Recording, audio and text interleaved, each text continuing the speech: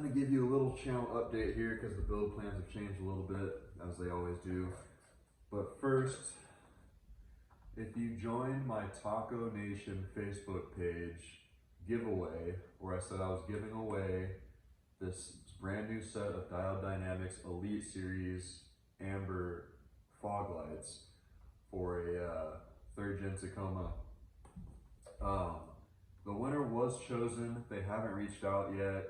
And if they don't reach out by next Friday, it is Monday today. So if they don't reach out by next Friday, I'm gonna have to choose someone else. So the winner was Chief, just capital, all caps, Chief YouTube. That's their YouTube handle.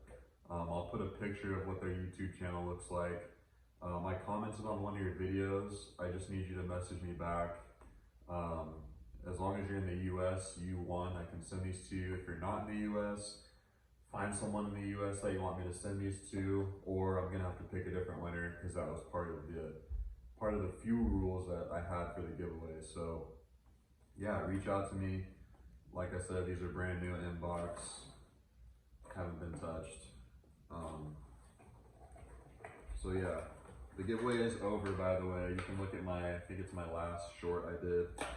It was for the Taco Nation Facebook group to join my channel, and I was gonna give this away. So yeah, I might be having to redo this, pick another winner. So yeah, now that that's over with, I'm going to be sending my True Track back, and I'll tell you why we're gonna do that. So the more I was thinking about putting money into the truck, the more I was worried about the longevity of stuff, and I decided to actually continue pursuing my hunt for the 8.75 rear end, because like I said, this is an SR5 trim. It has the smaller 8-inch rear end. That's the carryover from the previous generation Tacomas.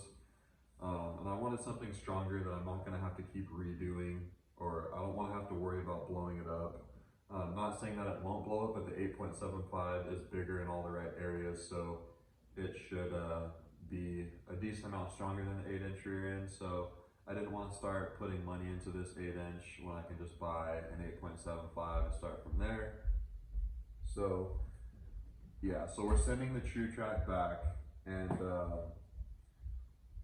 I'm going to be buying an 8.75 from one of the manual transmission Tacomas, because those are the open diffs without the E-locker and all that shit, which I don't want because I'm not going to try and wire all that dumb shit in. So it's going to be the open 8.75, and those are like $1,000 cheaper than the E-locker, the OEM E-locker variants. So that'll help me out and not break the bank too much. So I'm going to be open in the rear for a little while. But I'll have an 8.75, so I'll have the strength. I can handle these tires, maybe bigger in the future. So we're gonna roll like that. Unfortunately, they don't make a True Track or any type of LSD that I could find for the 8.75 Toyota rear end.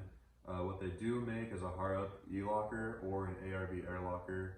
I do not want to run an air locker, so I'm probably gonna end up doing the harrop E-locker setup at some point, not right away, because that's going to be a whole lot of money I'd have to dump in one go, and I'm not going to do that.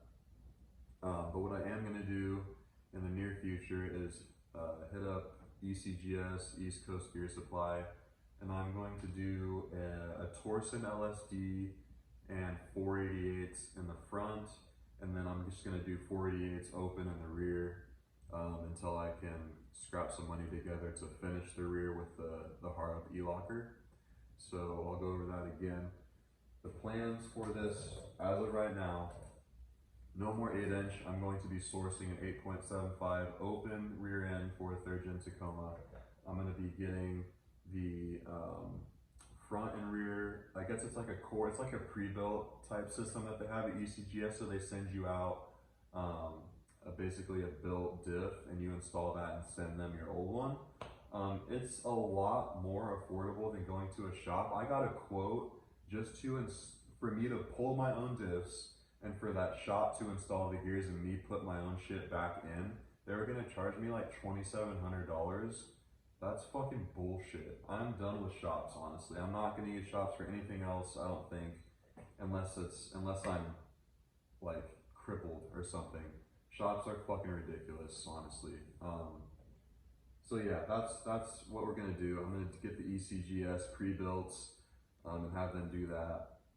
I will have to put the I will have to open up the rear diff housing and diff carrier and swap that out with a harrop locker whenever I decide to go that route, but that's easy. So yeah, I figured I'd share that with you guys since we might have to do a little pause on the big shit that's going down for the truck while I try and source that rear end. So let me take you off the tripod and I'll show you kind of the wrap up I did for the FJ transfer case install video that I put up like a week ago. I think it was a week ago exactly. So it's not the prettiest, but that's how we ended. So I put a little leather flap over this section, and this is double booted.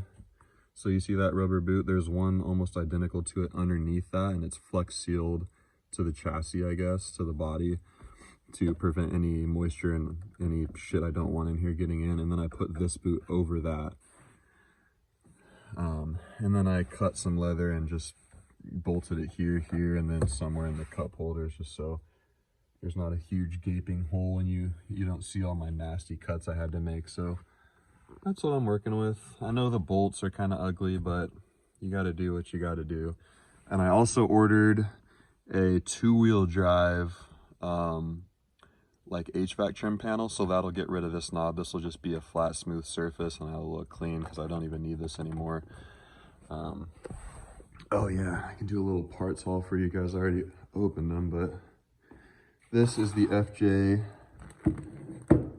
the manual transmission FJ axle tube, front axle tube, and the shaft.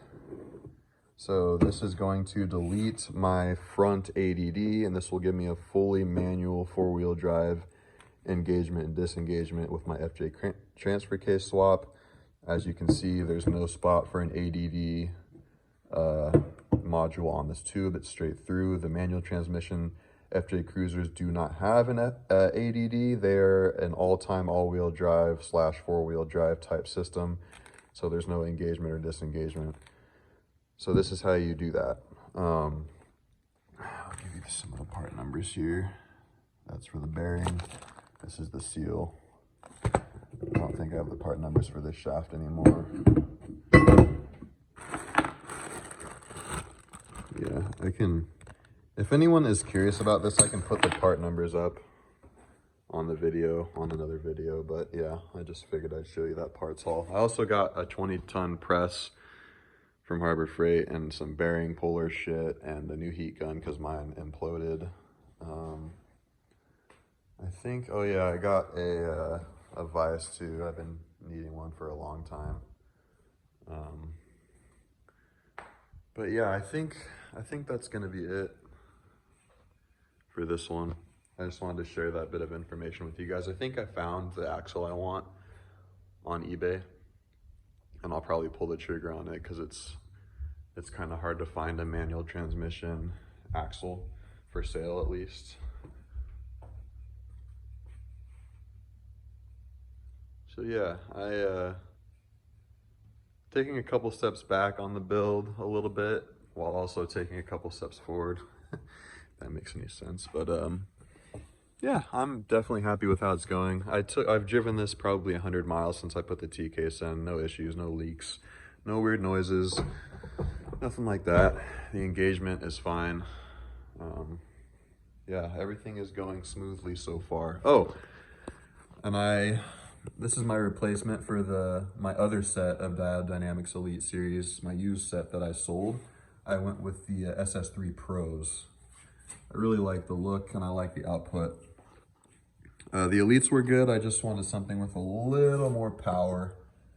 And I think these double the power of the Sports and the Elites. So, and I don't think the Max is like triple the power. So I didn't really want to shell out the extra, what, $200 for the Max. I figured the the pros that are double the power of the sports would be fine. So yeah, I'm gonna call it here, and I'll pick up whenever I get the axle here, or whenever I have another update on the build. So yeah, and just to reiterate, if you won these, contact me.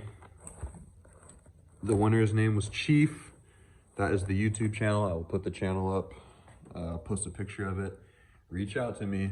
If you don't reach out by Friday, I'm gonna have to find someone else to give these to. So, all right, I'll see you guys in the next one.